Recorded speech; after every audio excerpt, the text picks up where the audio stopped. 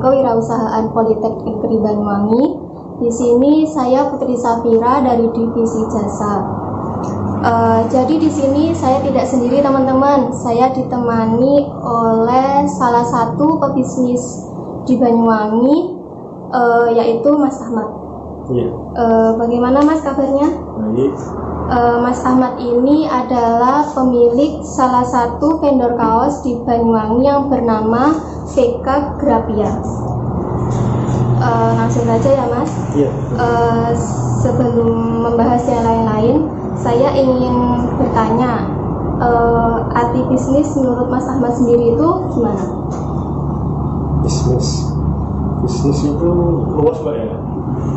Kalau menurutku sih, bisnis itu suatu kegiatan jual beli yang bertujuan untuk mendapatkan profit atau keuntungan. Inti dari bisnis kan sudah jelas di sana, untuk mendapat keuntungan. Jadi perhitungannya juga harus matang. Misal bisnis yang saya jalani, saya juga harus mengerti mulai dari biaya operasional, terus kos untuk pegawai dan lain-lain. Jangan sampai kita jual beli atau bisnis yang nggak bisa mendapat keuntungan. Itu namanya bukan bisnis, kerja bakti. Yang paling parah lagi, ada bisnis itu ujung-ujungnya rugi. Jangan sampai itu terjadi. Mungkin itu bisa terjadi karena perhitungan dari awal kurang matang. Kurangnya? Iya. Pokok gimana caranya kita menjual produk bisa mendapat keuntungan yang sebesar-besarnya. Kalau bisa. Bisnis Mas Ahmad ini lebih tepatnya pada bidang apa? Bidang konveksi kaos. Saya lebih fokus ke kaos enggak, tapi untuk produk lain juga bisa. Cuma saya nggak ready stock. Memang fokusnya saya di kaos. Tapi kalau untuk pembuatan kemeja, jaket, dan lain-lain bisa kita produksi juga. Cuma untuk produk-produk tersebut kita nggak ready stock. Kita hanya ready stock untuk yang kaos polos dan itu aja, dan lain-lain seperti ini. Iya. Terus awal mula berbisnis ini gimana Mas? Awal mula berbisnis itu pada tahun 2014. Di saat saya semester 4 itu saya mulai awal bisnis. Tapi bukan konveksi awalnya. Saya dulu awal kayak fotokopian gitu, kecil-kecilan. Di rumah? Di rumah. Masih belum ada tempat gitu. Sering nganggur di kampus. Setelah beberapa bulan saya kan jenuh Pak. Masa boleh gini terus? Tak cari aktivitas. Ya itu jadi besar kecil-kecilan buat penghasilan. Hitung-hitung ngisi waktu luang. Tapi kuliah masih jalan. Terus kok bisa lari ke konveksi? Konveksi. Kalau konveksi sih karena lingkungan. Teman-teman saya kebanyakan itu tukang sablon, tukang jahit, konveksi juga. Dulu kan saya buka jasa setting untuk pecah warna. Mungkin kalau teman-teman sablon tahu pecah warna. Desain sebelum disablon itu harus dipecah warna dulu. Ya jasa yang tak buka itu. Jadi teman-teman saya kebanyakan tukang sablon. Terus tak lihat-lihat kok enak bisnis konveksi, ya ikutan terjun juga. Padahal terus terang saya basic di konveksi nggak ada. Sablon nggak bisa, jahit nggak bisa. Ya pengen aja, pengen fokus, konsisten. Alhamdulillah sampai sekarang ya. Pastikan di setiap bisnis kan ada hambatannya ya Mas ya. Cara menyelesaikan hambatan tersebut gimana? Hambatan nggak cuma di bisnis ya Mbak. Kalau bicara hambatan ya, semua aktivitas pasti ada hambatannya. Hambatan apapun ya tanggap itu bukan masalah. Jalan aja. Iya, jalan nikmati aja. Yang penting kalau bicara masalah hambatan pasti ada buahnya. kalau tak ceritain di sini nggak selesai. Pasti ada banyak banget. Mulai dari awal sudah ada. Dulu itu orang-orang terdekat saya nggak ada yang mau saya kayak gini. Maksudnya mungkin orang tua pinginnya anak kuliah kerja di kantor gitu, sedangkan saya nggak sesuai yang diharapkan. Gitu. Tapi jangan pernah sakit hati. Intinya orang bisnis itu jangan baper. Kamu bisnis dilarang orang-orang terdekat, kamu marah-marah. Percuma malah. Atau enggak jadi nggak semangat. Iya, malah tidak karu-karuan. Untuk target pasarnya seperti apa, Mas? Target pasar. Saya suka konveksi karena target pasarnya luas. Sekarang kalau kaos, semua orang pasti pakai kaos. Dan target pasar saya mulai dari bayi sampai orang tua tak sediakan. Jadi di sini ada ukuran dari sampai berapa? Iya, saya lagi mulai umur 1 tahun sampai 12 tahun yang anak-anak, ada yang dewasa, ya sesuai satu umur. Banyak banget kalau target pasar untuk konveksi. Terus minim resiko. Kalau makanan kan masak sekarang besok udah basi. Kalau kaos sampai 1 tahun pun insya Allah aman. Makanya saya lebih memilih ke konveksi kaos. Intinya sih kalau perkaosan, selama masnya pakai kaos, saya aman. Terus cara bisnis agar tetap dikenal oleh banyak orang, kan di Banyuwangi ini kan banyak sekali vendor kaos gitu. Perbanyak prestasi, jangan sensasi. Apa yang Mas ketahui tentang entrepreneur sendiri dan bagaimana pandangan Mas tentang entrepreneur? Entrepreneur sendiri sih menurut saya pebisnis atau pengusaha yang bisa mengelola usahanya dengan sistem terbaik sehingga perusahaan tersebut bisa jalan sendiri, sehingga saya nggak perlu ada di perusahaan tersebut. Kalau bahasa kerennya saya autopilot. Jadi intinya tidur pun saya dapat uang kalau entrepreneur, Pak. Nggak usah capek-capek tiap hari ke toko ngawasin anak-anak, sudah dia kerja sudah sesuai sistem yang ada. Nah, pada saat ini saya masih membangun sistem tersebut. Soalnya kan saya terus terang kalau untuk full 1 minggu nggak kesini, nggak makan kesana, nggak bisa masih. Soalnya fokus saya bukan di penjualan aja, Mbak. Makanya kan agak repot. Saya produksi juga ada, terus di sini juga ada. Coba saya fokus di marketing aja, enak. Sistem dibangun nggak seribet sama yang ada produksinya juga. Itu sih entrepreneur menurut saya. Apa yang Mas Ahmad lakukan jika usaha ini tidak berjalan dengan baik? Buruk. Kalau bisnis tidak berjalan dengan baik, gini Pak, misal mobil itu anggap bisnis. Enak-enak jalan, tiba-tiba mobilnya macet. Ya kita cek dulu penyebab dari mobil itu macet apa. Misalnya akinya soak, dibenerin bisa nggak?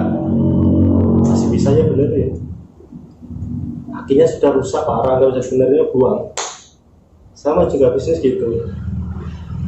Kalau selama ini sih yang kayak gitu karyawan yang kerja sama alat yang kami gunakan. Kalau memang karyawan tersebut balelo, kata orang Jawa, itu udah biasa. Apalagi saya kan suka sama anak-anak muda, Pak.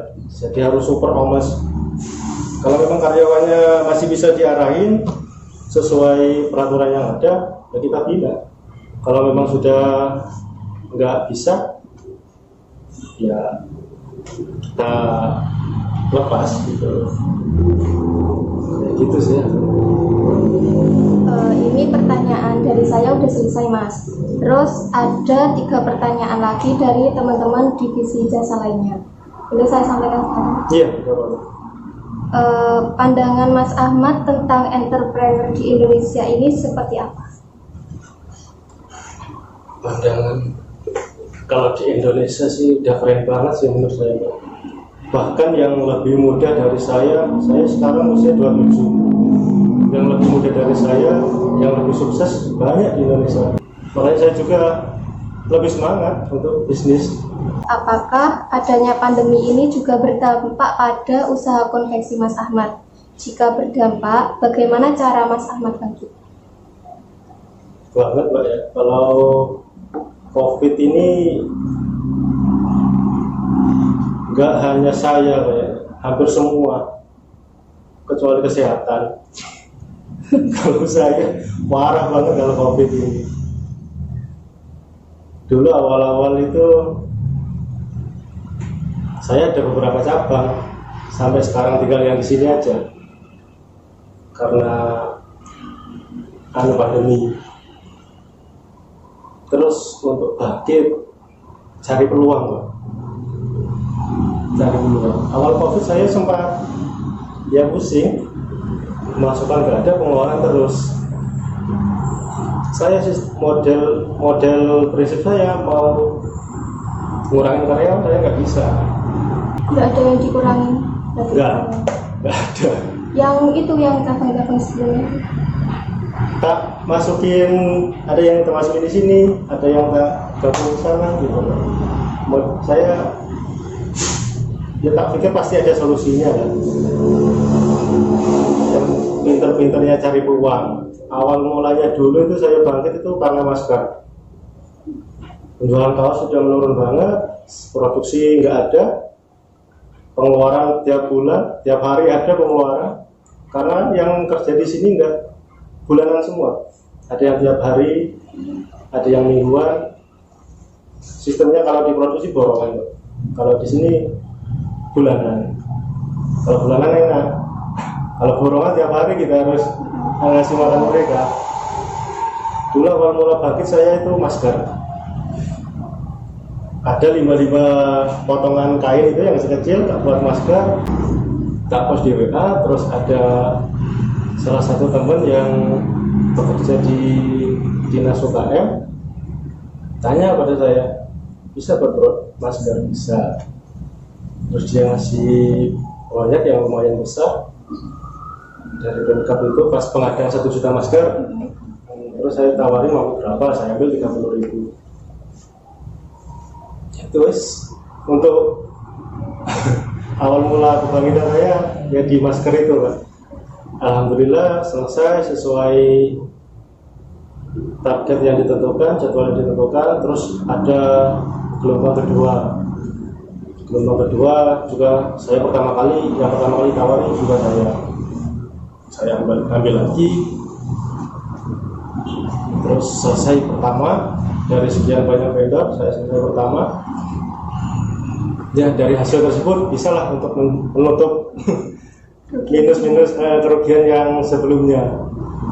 Pokok paling parah ya awal-awal itu Mbak, sampai baru kali itu saya dapat project nggak punya modal.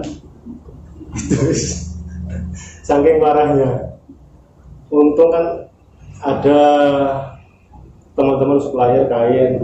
Makanya kalau bisnis tuh yang paling penting jaga kepercayaan Mbak. Jangan sampai kita itu bohong sama customer, apalagi sama penyuplai bahan baku. Kuncinya itu guys. Kalau kita main perbankan jangan sampai jelek, kalau kita usahakan selalu jaga itu. Dulu saya nggak punya modal proyek tersebut, dia yang ngasih modal. Terserah Mas Ahmad mau ambil berapa, tak kirim, nggak usah diambil, tak antar di toko Mas Ahmad. Nanti Mas Ahmad kerjanya selesai, kalau mau nambah calling saya. Sampai sekarang bisnis Mas berapa? Sekarang udah nggak ada. Ada sih, cuma paling ya pelanggan-pelanggan yang sudah lama masih Kalau ada pesen. yang custom gitu. Masih enggak, tapi kalau Banyuwangi udah jarang. Terakhir saya ngirim kemarin Kalimantan sama Jember masker, tapi enggak banyak, enggak sampai ribuan, puluhan ribu kayak kemarin. Kan trennya sekarang udah bukan masker. Masker sudah banyak sekarang. Terus usaha apa saja yang cocok untuk part-time entrepreneur bagi mahasiswa? Usaha yang paling cocok itu sesuai fashion sih, Mbak. Kalau mbaknya passionnya di kecantikan, ya fokus bisnis itu. Skincare. Nah, skincare sekarang lagi ngetren banget. Untuk pemula jangan malu sama bisnis apapun itu jenisnya. Entah itu jualan gorengan, terserah. Toh perusahaan besar lahirnya dari bawah. Indomaret itu loh, Indomaret, Alfamart itu bukan seperti yang sekarang. Dulu toko kelontong itu. Yang penting kan gimana caranya kita bisa mengembangkan usaha tersebut dari yang paling kecil sampai yang paling besar. Kalau saya sih gitu, harus punya target juga. Jangan sampai bisnis, wis yang penting saiki apa itu duit sama ini kena kayak tuku mangan, besok gak gawe. Bukan bisnis itu namanya. Bisnis itu harus punya target, Pak. Dulu awal mula saya masih kuliah, target saya sederhana sih.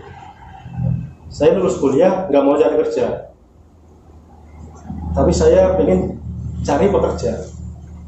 Alhamdulillah saya lulus kuliah nggak repot, nggak bingung, karena sudah ada target. Terus jangan cuma hanya target, tapi eksekusinya juga penting. Konsistensi, intinya apa? Konsisten lah, konsisten, selalu berikan yang terbaik. Kualitas, kalau memang dia jual produk, kualitas juga kasih yang paling terbaik dengan harga yang jangan terlalu tinggi. Terakhir Mas, pesan-pesan untuk anak muda milenial yang akan atau yang sudah memulai bisnis. Kurangi bermain, kurangi hal-hal yang kurang menghasilkan, fokus ke masa depan. Untuk yang mulai bisnis, biasanya pemula itu yang ditanyakan, kapan ya kira-kira aku mulai bisnis? Pasti terus. Sekarang, kalau menurut saya sih, kalau memang sudah ada keinginan untuk bisnis, mulainya dari sekarang. Untuk skill, terus pengalaman itu nomor terakhir, Mbak. Pengalaman itu kita dapat setelah kita melakukan hal tersebut. Kalau saya prinsipnya kayak gitu. Terus teman-teman semua itu kebanyakan alasannya karena modal. Kalau menurut saya sih modal itu nomor itu lego. Modal. Saya kalau modal itu udahlah bullshit, gak usah terlalu fokus ke modal. Kemauan yang penting. Ya, yang penting niat itu nomor satu. Kemauan yang kuat. Terus yang sudah menjalankan, fokus pada usaha tersebut, konsisten. Oke, terima kasih ya Mas. Baik teman-teman, mungkin cukup itu saja podcast hari ini. Semoga apa yang disampaikan oleh Mas Ahmad bermanfaat untuk teman-teman semua, bagi yang sudah memulai bisnis atau yang akan memulai bisnis. Sekian dari saya. Wassalamualaikum warahmatullahi wabarakatuh.